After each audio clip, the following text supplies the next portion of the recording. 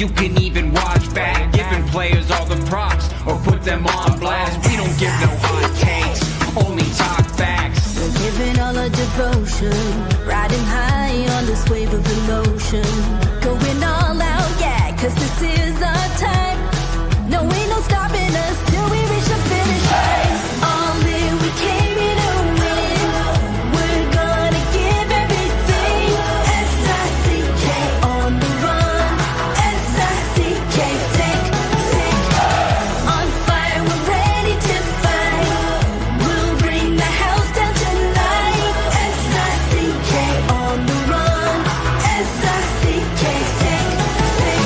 Play it on the car ride, play it when you lounge. X and O, you know that we can hold it down. Shout out to my man Sammy, got it off the ground. And to all the listeners tuned in right now, got debates, analysis, and speculation. This is sports talk for the new generation. You know where to find us, got a reputation. Sick podcast, your #1 sports destination. Giving all our devotion, riding high on this wave of emotion.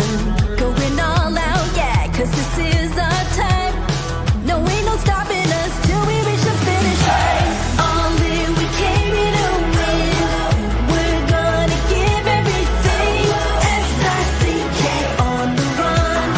S-I-C-K, sick, sick. On fire, we're ready to fight. We'll bring the house down tonight.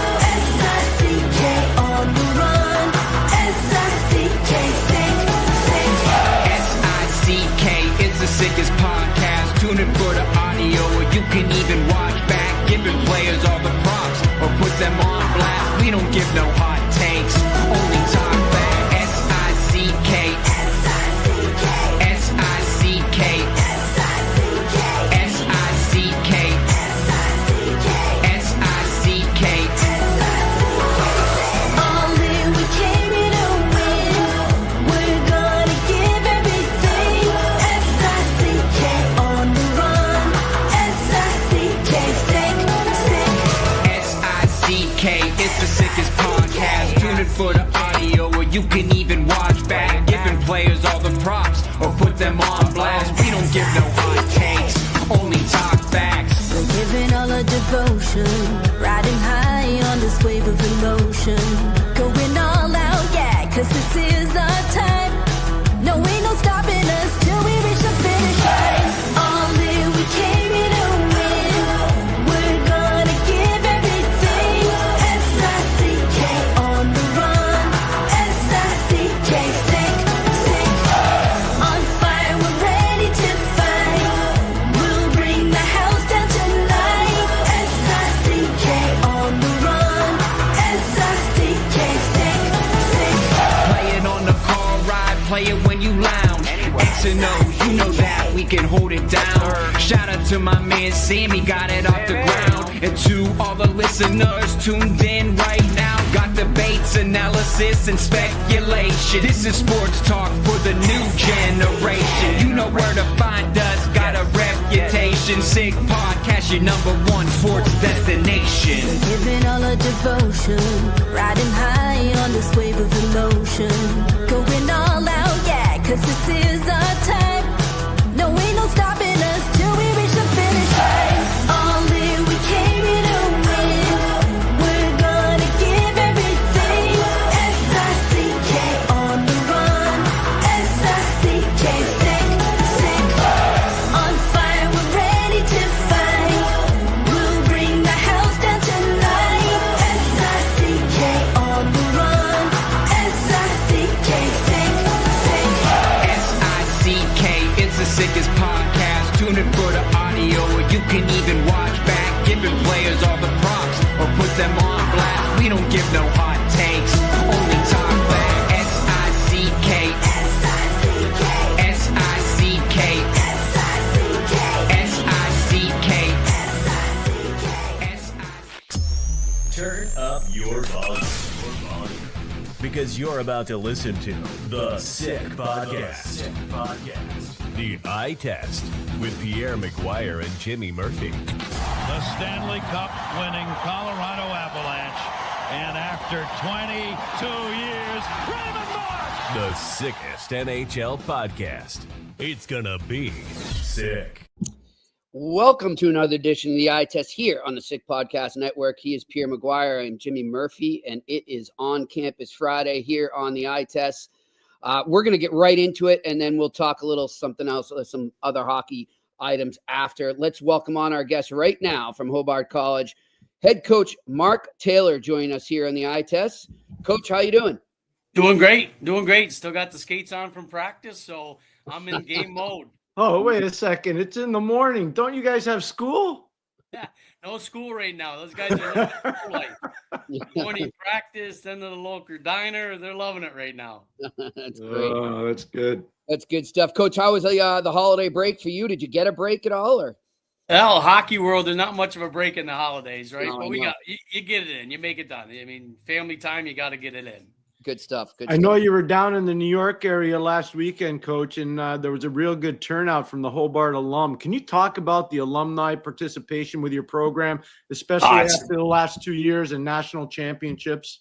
Yeah, 100%, Pierre. And it's not even the last 2 years. From the one thing I noticed right off the bat coming into the program was how supportive they were right from the get-go. And certainly they weren't jumping on a bandwagon. We weren't winning games right then. But that hasn't changed. I think that's the nice thing about the alums here is how genuine they are. And certainly as you win more and do more, it really was taken off before the championships. The guys were seeing what was getting done on and off the ice from the current players, and they've been on board ever since. But great outpouring of alums that came to that. And certainly it's always nice to get some cash. And that added the weekend because after we won the game, the next day we went down to the American Museum of National History and then 9/11 Museum, which certainly everybody's got to go to. And we had done it once before, and even more hitting with this group because a lot of these guys, I mean, none of them were any older than 2 or 3 years old. Best part of the weekend wasn't the win, was probably going down to the 9/11 Museum. And just to be transparent, Coach, Jimmy is my money guy. So Jimmy's a guy that handles the money on our show. That's why we're broke. All right, I'll be nice to him. Coach, listen, you guys accomplished an amazing feat in 2024. You were undefeated in the whole calendar year. I want to know, what's that like going through it? And, as you get closer towards the end and you know that you have a chance to accomplish it, how do you block it out? How do you stay in the moment? Well, it's easy for me. I don't have a great memory. I just focus on the next game. I really do. I don't pay any attention to our record. For me, I'm just trying to win the next hockey game. Yeah. And that's how I keep it, as simple as that. I think they keep it as simple as that. And I can say we can read the book when the season's over. Right. So no sense of look at that. And it's we have a motto that's in our locker room of you say nothing when you lose and less when you win. Yep. And just a follow up on that too. When you are winning there and you come to practice and everything's going so well, for a coach, is it hard to get across what you have to improve sometimes because everything's going so well? You know what I mean? Yeah, not really. I mean, I think it's the culture that gets set, and you got a lot of guys that are coming to the school. This isn't an easy school to get into. I just saw our grades for last semester. We're one of the top GPAs. We've been the top GPA as a team for the past 2 years. Wow. I have 4 guys, I think, if I remember well, that were 4.0 and better. So, wow. And pretty much everybody else was a 3-something. So the guys are getting it done. They want to push to be as best as they can. We said it a number of years ago. There's a word out there, arete, and it's the search of perfection. That's kind of that's part of our culture. Just keep pushing it to be as good as we can be.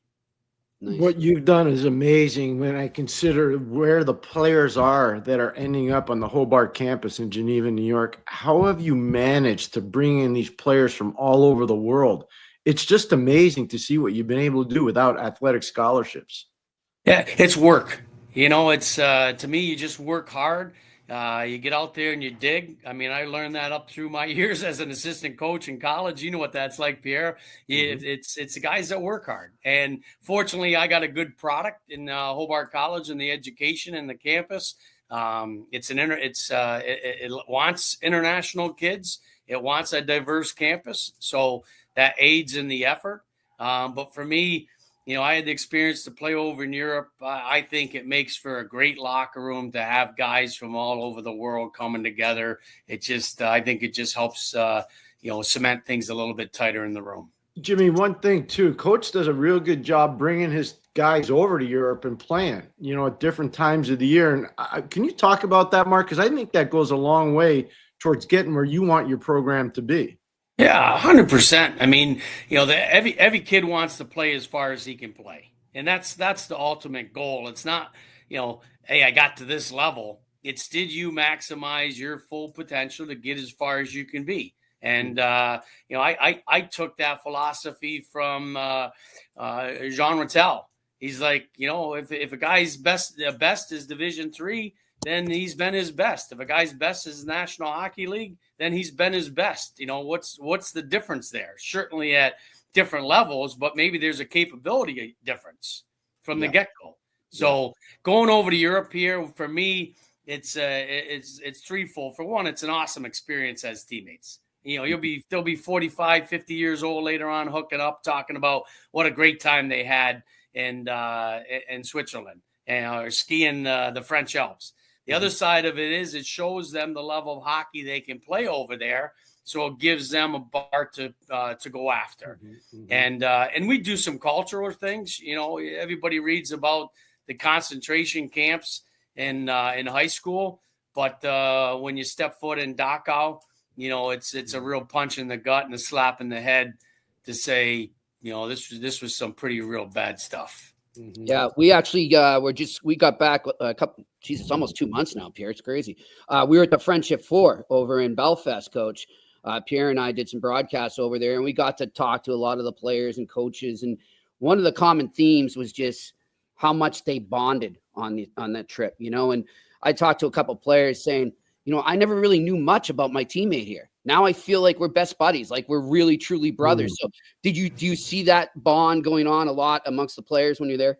Yeah, you do. I mean, just because they get out of their element of college life, and it's so enlightening. Like I always say, like people say, what are the kids like now? The kids are no different nowadays. Society's different. But they're walking down the street, and you listen to them talk about what they respect and what they embrace and stuff. And I always joke about it is, hey, you're gonna have to bond, because I remember when I was in Sweden and they you go in to buy a milk and they got like 7 different ways they spell milk over there, and you can walk out with a real milk, or you can walk out with a heavy cream, and you quickly learn which one's the heavy cream. I can tell you that. Good.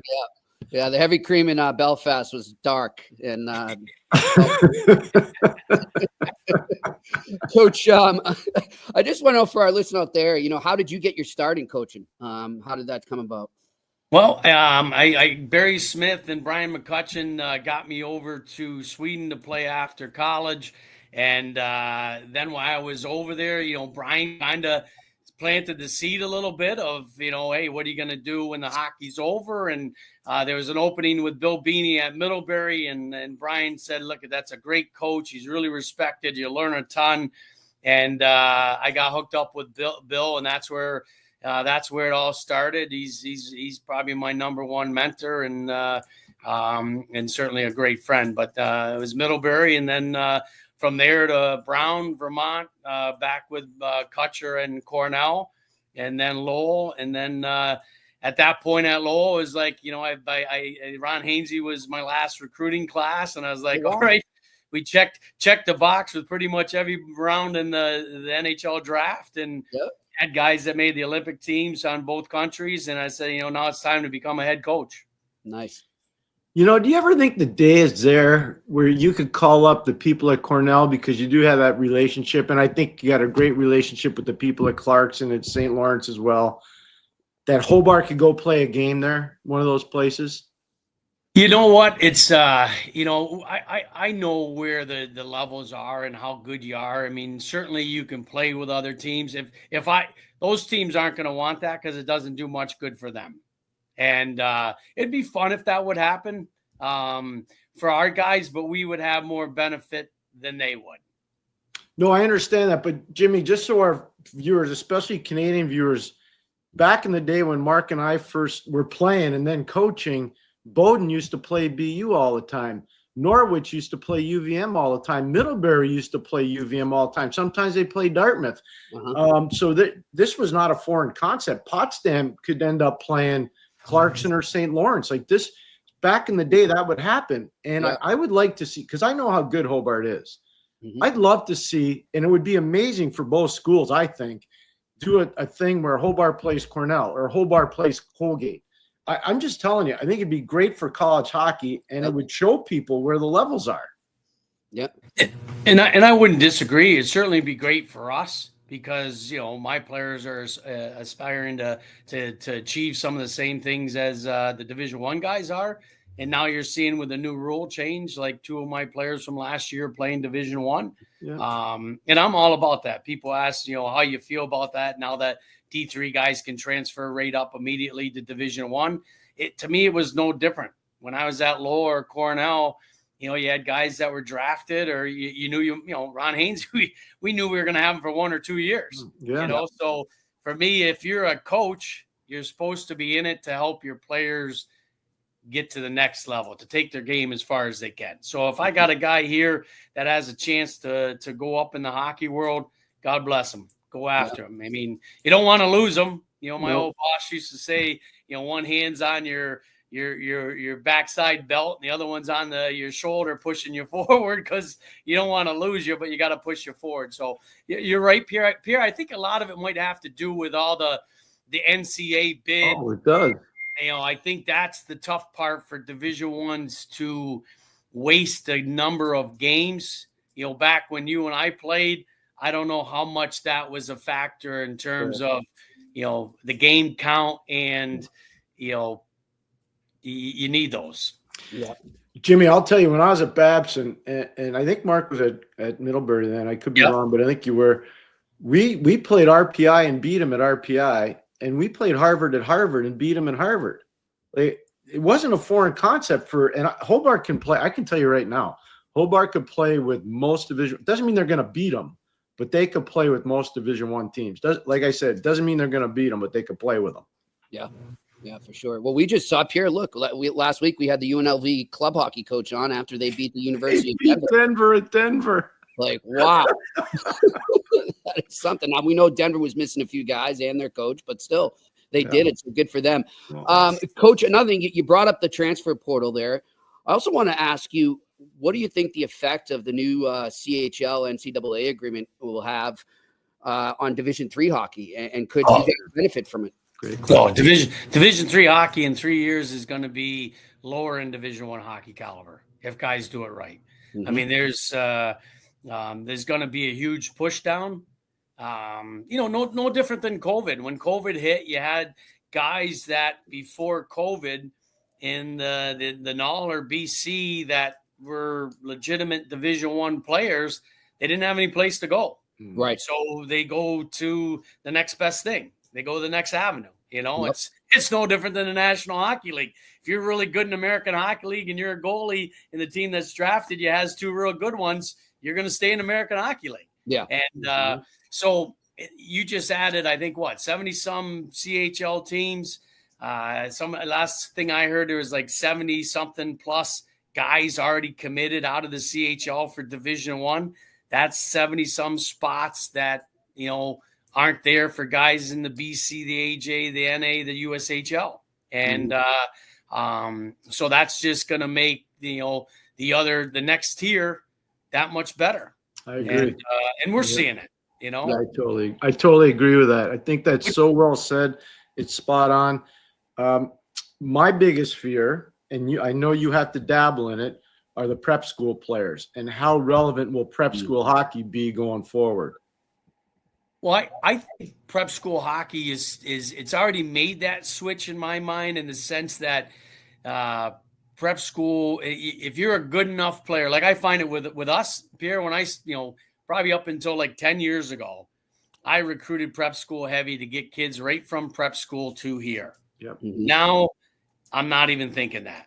I'll definitely evaluate prep school kids, but if a kid can go from prep school to Hobart and contribute, somebody's going to be telling them to go play juniors for Division I. Exactly. And so I think prep school will stay relevant. I just think it'll be more like, midget AAA, where you're going to prep school to then go to a real good junior option. Yeah.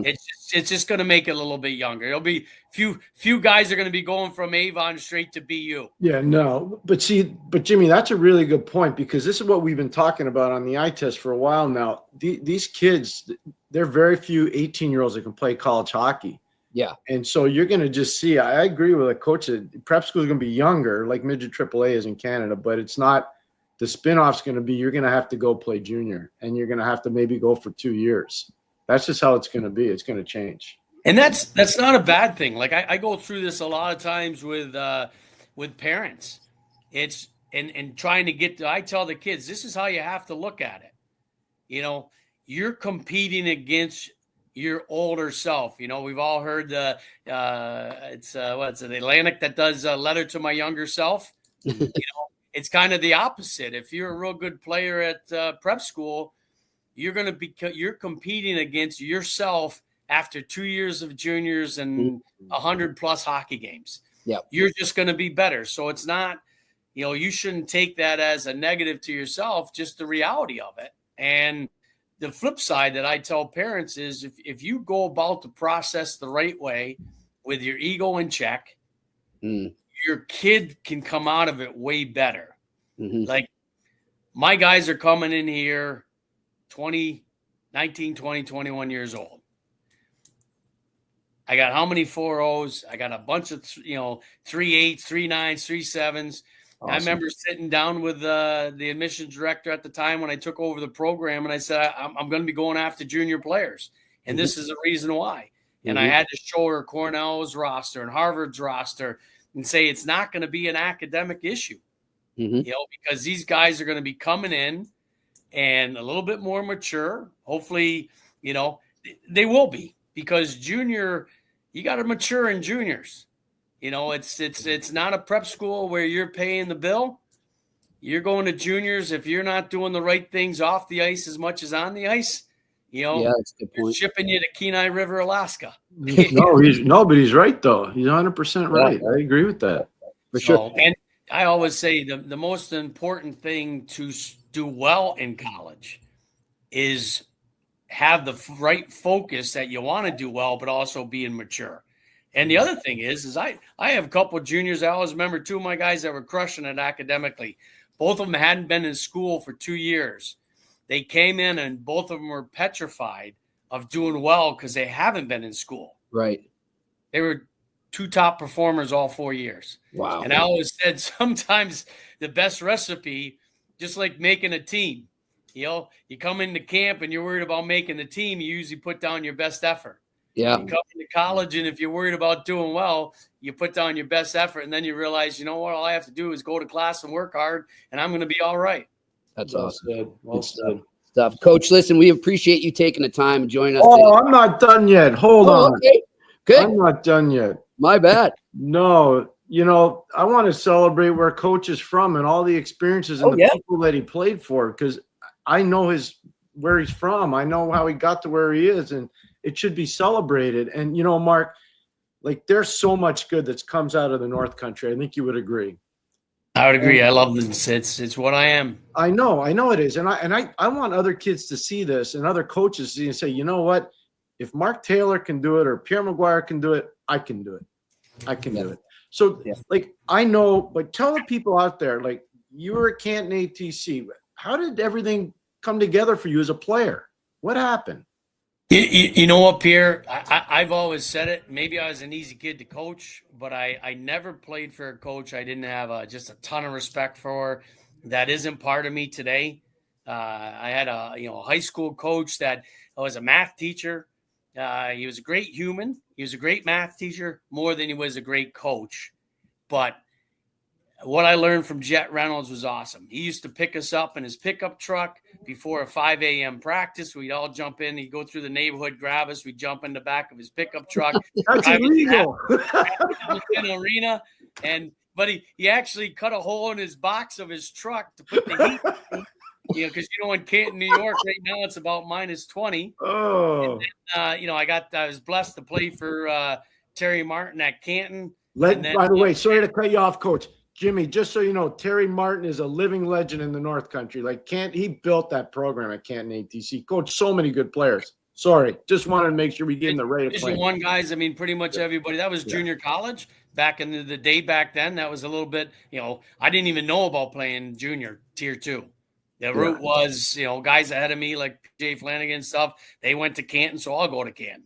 And then after that, I was fortunate to go to Elmira with Brian McCutcheon, and him and Barry Smith got me the opportunity over in Sweden. And I was blessed to start with Billy, and then go from Bill Beanie at Middlebury to Brown with Bobby Gaudette, and that was an experience. I always joke about that year. We always say we went $1.25, but we actually went 1-25. Yeah. So you can imagine I did a lot of recruiting that year, and from Bobby and Scott Bork, and then went to Mike Gilligan at UVM, and Gilly's one of the best people, and was one of the best people in college hockey. Absolutely. Just a great human. And I was fortunate enough to hook back up with Kutcher at Cornell, and then Tim Whitehead at UMass Lowell, and then here. So for me, I can't say enough about the guys that I worked with, played for. I feel they're with me. Even my Pee Wee coach, Arlie Parker, I was Arlie, great St. Lawrence player. Yeah, a bear of a man, and I always said he made men of boys. And if there's one guy that really ignited a god awful love for the game, it was Arlie for me. Jimmy, one of the cool things that coaches talked about is Canton, New York. Okay, and I'm a proud former coach from St. Lawrence, and I never forget where I come from, and I loved it there. I lived there 12 months a year. I never wanted to leave, but then I got an NHL opportunity. It was the best thing that ever happened to me. In the summer, I think Coach could speak to this.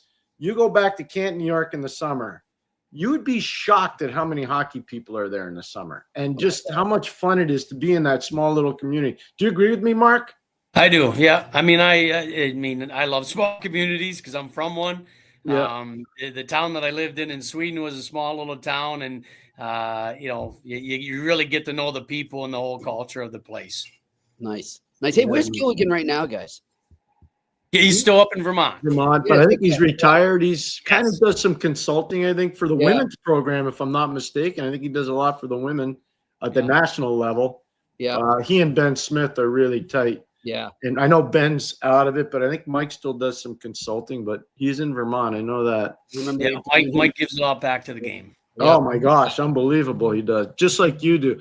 As a Hobart alum, I will tell you, all my former teammates, and I was on the first ever varsity program there, they can't say enough good things about what you do, Mark. They cannot. I appreciate it. And I would echo everything that they say and tell you, I've watched your team play. I've had the good fortune of coming out and practicing with your team, and it is so amazingly first class. It is amazing. It's awesome the job you've done there. It really is amazing. For me, I keep it simple. Just try and give back. I look back at my days and what coaches provided me, how tight I was texting back and forth with my roommate last night, trying to get a connection with a former player of mine that broke his neck in juniors, so was able to heal it and ended up playing for us, and just trying to connect him with a young 16-year-old that just had that happen. So, for me, it's try and provide the same environment and culture that was provided for me. So when the guys are done, they want to stay with hockey, whether it's coaching, playing, or in any capacity. Awesome. It's an awesome game. I know you're going on the road. I know the next 2 weekends you're on the road. Have a good road trip. Make sure that private plane is a little bit comfortable, okay? Yeah. I'd rather what's the saying? I'd rather be king of rugged land than slave to a plantation. So I don't need no private plane. You're not bringing the team around in the pickup truck? And I'd rather. You know what? It's a funny thing, but I can send you a picture when I coached the World University Games. We picked up the boys at the Syracuse airport, and I had my F-150, and we were doing it on a shoestring budget, and we piled all the bags in the back of the truck. It's a classic. So that's a great story. That's awesome. Thanks, Coach. Thanks, Coach. Have a good one. Thank you, Mark. All right, that's it, Coach Mark Taylor, Hobart University. Oh my God. Yeah, Hey, Jimmy. Salt to the earth guy, eh? Like back-to-back national championships. Yeah. Not enough people know about this. The only team in the last calendar year, the 2024 year, never to lose a game. That's amazing. At any level of college hockey, he's the only guy. Mhm. And I can tell you right now, they get a whack of good players there, Jimmy. They get a whack. Paul Coffey's son played there. He just graduated 2 years ago. I mean, they get a whack. They get players from all over. They get kids from Ukraine, kids from Belarus, kids from Russia, kids from Sweden. Mm-hmm. School's encouraging that. Yeah. And I would tell you this, and again, not being biased, just calling it the way it is. The separation point between them and a lot of the lower echelon Division I teams is not very high, or not very far. There's not a big separation, not a big one at all. Because I have no idea how this relationship works, but do D3 coaches like Mark there, do they keep in touch with D1 coaches and say, hey, you might have a guy that just isn't quite good enough to make it there. Could we give him a look? I mean, is that kosher to do that? Yeah, especially when you cultivate so many friends. You heard about where he was. Started at Middlebury, went to Brown, moved up to University of Vermont. I started my coaching career. I got released by the New Jersey Devils. A day later, I was living on campus in an apartment at Hobart, getting ready to coach my first practice. And I was there for a year. Then I went to Babson for 3 years. Then I was at St. Lawrence for 2 years. And then I was, in the NHL. But I'm just showing you, like, you meet a lot of people. And it's in those days, I don't know what it's like now. Mm-hmm. You were doing hockey 24/7 because you weren't just recruiting. You were running hockey camps so you could survive because the pay wasn't great. But you could make more money in the summer doing camps than you could actually coaching. And that's what I used to do. I used to do camps from May until the 1st of September, till Labor Day weekend. Wow. And every day, like no weekends off, every day. Wow. Good stuff. So congratulations to him. I mean, that is an amazing feat to go undefeated that long. The school has been phenomenally supportive. I was fortunate. I played 3 different sports there. And so I've seen the athletic part of their programs really grow.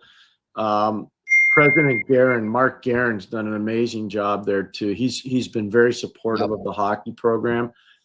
But I can just tell you, like, if you looked at their roster, Jimmy, and see where the kid's from and what kind of opportunities being presented to those athletes, those student athletes, it's amazing. It's amazing. I love how important it is though for them to keep their academics up. I mean, that's you have no idea. In every D1 school, I'll tell you that. Look at that. You're not doing paint by numbers there in class. Trust me on that. Yeah. Good stuff. Good stuff. That's where the Jets practice there, don't they? They still practice over at Hobart, the New York Jets. No, they never did. Who was it? No, when I was living on Long Island, I worked with the Islanders right out of college. I thought the New York Jets were at Hofstra. The Jets were at Hofstra. That's what I was thinking of. Yeah. Okay. Yeah. All right. Nice stuff. Good stuff. Well, listen, we want to tell everybody, remind everybody about our upcoming schedule. We're getting really busy on the road here coming up. January 24th, the eye test will be down at Sacred Heart University for CT Ice. All the 4 D1 hockey programs in Connecticut will be playing in honor of Jason Pagnay, a great hockey coach who was really important in the Connecticut community there. So I'll be broadcasting live. Pierre will be up at UMass doing a game there, but he'll join me remotely. So I'm looking forward to that. And then in February, the first 2 Mondays in February, we will be at West End Johnny's, 138 Portland. You can see the emblem down there, right down there on our screen there. 138 Portland Street for the pre-games, for the Beanpot games. And then we're heading north, close to where Pierre is. We'll be heading up to Montreal. We will be at McLean's Public House on 1420 Peel Street, 6 to 7 p.m. before every game for the Four Nations face-off. Actually, in between games on one day. They have a Saturday where they have a matinee and then an 8 p.m. game. But Pierre and I will be there. When we start to confirm our guest list, we will let you know. And then when the tournament switches down to Boston, we will be back at West End Johnny's, 138 Portland Street before every game. And that will be 6 to 7 p.m. as well. So hopefully if you're in the area, you're going to those games, whether it's the Bean Pod of the Four Nations, come by, say hello. I would love to meet you. Yes. And put some faces to the names that we see in the chat room here if you're around. And Pierre, also, we need to remind everybody of our great sponsor, Betway. Yes. Right now, you can still go all the way to Betway, get a free bet up to $200, even if your first bet loses. Scan that QR code right in front of you if you're watching, or go to the website and sign up in the details section and get your welcome offer. Again, this is only for new customers, that offer. If you're already subscribed, you can't get this deal. And terms and conditions apply. You must be 18 plus and always bet responsibly. This offer is not available right now in Ontario. And on that, let's go to our sick pick of the day. It's time for Sick Picks. Brought to you by Betway. Well, Pierre, not a big slate of NHL, so I'm going to go back to college hockey since this is on Campus Friday. I'm going to look at two games right now. Give me the Notre Dame Fighting Irish to pull off the upset against the University of Michigan at home. Right now, they are plus 150 on the money line, underdogs. Some good value there. They're coming off a split last week with Penn State. One of those games was at Wrigley, which they won in a shootout there. So give me the Irish as plus 150 underdogs. And Pierre, I'm also going to go to the game where we'll be at later on in Northeastern at Matthews Arena. Northeastern Huskies will be hosting the UMass Minutemen. Give me the under 6. I've been watching these games. Each time these two teams meet, they're brutal physical games, not much room out there, good goaltending. So I like it to stay under 6 between UMass and Northeastern. You can go over to Betway right now and make those bets if you choose. So those are my picks of the night. Pierre, you got a busy hockey weekend. As I said, you and I will be there. My daughter, Maddie, will be joining us, as will your daughter, Justine, as well, home from Ireland. At Northeastern tonight, and then you are headed out to UMass tomorrow. Are you watching that as a fan, or are you going to be? I'm broadcasting that. I'm working with Nathan Strauss on that game, so I'm looking forward to that Saturday night. Northeastern at UMass, back to back, home and home. Hockey East, whole lot of nasty. Yep, and as you say, the stretch run is on now, Pierre. It's a race from here. Oh, I was on a conference call the other day, Jimmy. I should have told you about it. Coach Carville was kind enough to do it for all the media, in whether it's UMass media or the national media. And you could see the intensity level was ramping up. And this call was, I think, on Tuesday. I was like, well, the game's not till Friday. Yeah. Bring it down. Yeah. And you know what I think of Coach Carville? I think he's one of the best coaches in hockey. And it's going to be an intense. There's so many. Hey, Merrimack, BC, maybe at BC they have an advantage. You go up to North Andover, it's not any. You ask the guys from Dartmouth, it's not easy to go up there and play in North Andover. It's hard. As we say in the Hockey East, it's any given night. I mean, there's no nights off. It's so hard. It's so hard. There's a whack of good games. The one thing, and this has nothing to do with the gambling part of it, with what Jimmy did. People forget Danny Nelson's really good. He just was part of the World Junior Gold Medal team for Team USA. He was an important part of it. Notre Dame has him back now. Guys like that change the complexion of a game. They do. They change the complexion of a game. I'm glad you brought that up here. You've never been in this position as a player, but you've seen as coaches. I wonder when those guys come back from the World Juniors, especially if let's say you've won gold. So we'll talk just specifically about the Americans coming back right now. They're riding a high. How do they channel it so they don't have a letdown? Because they're coming from such an intense atmosphere. Not that this isn't going to be intense, what they're going into right now, but you know what I mean? Like, how do you channel the momentum you have as an individual right now to help your teammates? It's really hard. So one of the things I'd say is usually there's a 7 to 10 day period where those players just aren't where they should be. And it's not because they're not good players. It's because mentally and physically they're worn out. Worn out. And They're not, come on, it's not a big deal. Trust me, go stand on the ice in front of 18,000 people, and the expectation is you're going to win.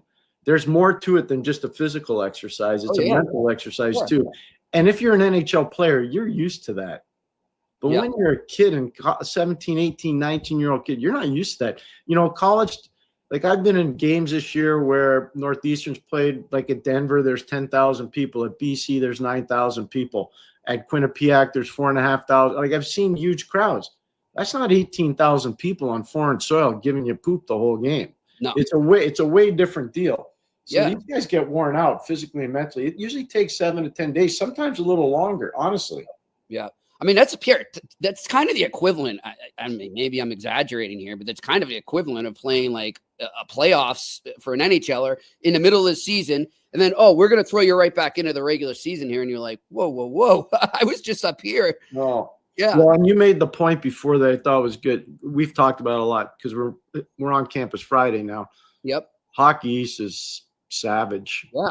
Like at least you're kind of going into that playoff mentality already. Every game is a game 7, every single game. The intensity levels are crazy. Yeah. We'll see. But I mean, that's a good point. Danny Nelson coming back to Notre Dame, so they get that boost. So there's some great games. Definitely check out the college hockey this weekend. Pierre, we've got a great week ahead next week. We have booked a guest, but we don't know the day yet and the time. So once I have that, I will announce it. But that's a very good guest, by the way. Yeah, we will. We will definitely have a good guest next week and plenty more. So listen, want to thank everybody for a great week here. Pierre, we had some good guests this week. Man. Coach Taylor was great just now, and Johnny Lazarus, and geez, who else do we have? I'm already drawing blanks here. Pierre. I know, right? I don't know how many shows I did this week, but they've all been good guests. Hey, and by the way, just want to thank Chantel McAbee from the Montreal Canadiens. She's been tremendous as a resource and has really done a really good job in a very difficult environment. And so we're really grateful for her friendship and her professionalism. Really grateful. And of course, John Walton. How could I forget that, Pierre? Johnny just keeps calling wins. All Johnny does is keep calling wins. They are rolling, man. They are rolling. I'll tell you, somebody, just not to sidetrack here, but I was looking at it this morning. By the way, we're taping this, obviously, so that's why there's no Q&A. We're taping this on Thursday. So I was looking at stuff from Wednesday night games, and somebody's saying, man, I bet the Kings right now are so frustrated watching Dubois and the success he's having. I'm like, well, wait a minute. Darcy Kemper hasn't been too shabby for the Kings. No. That's turned out to be a really good hockey trade, Pierre, when it comes down to it, where both sides have benefited immediely. Think about LA getting all this done without Drew Doughty. No Drew Doughty since game 3 of the season. Yep. And Kemper's played a big role in that. It's interesting, and it's a dirty little secret because you and I talk about a lot because we stay up and we do watch the games. I haven't heard anybody, and we talked about this earlier in the week, in the Pacific Division. Okay? Vegas, Edmonton, LA. They are creating massive separation. They are. And nobody's talking about this. Yeah, it's not like the East right now. No, these guys are going at a whole other level. Yeah. And, they're pulling away. And, I don't know what it's going to be like for some of the teams that are at the bottom end. But their trade deadline's coming earlier than later. Like they're just going to have to identify. You know what? We should try. I'll try and get maybe I'll get somebody from LA or a Western Conference team that's in those slots right now and talk about it. I was thinking about this the other day, and I kind of brought it up to you too, where I was saying, when you look right now at the quality of those top teams versus the ones in the quote unquote in the mix, right?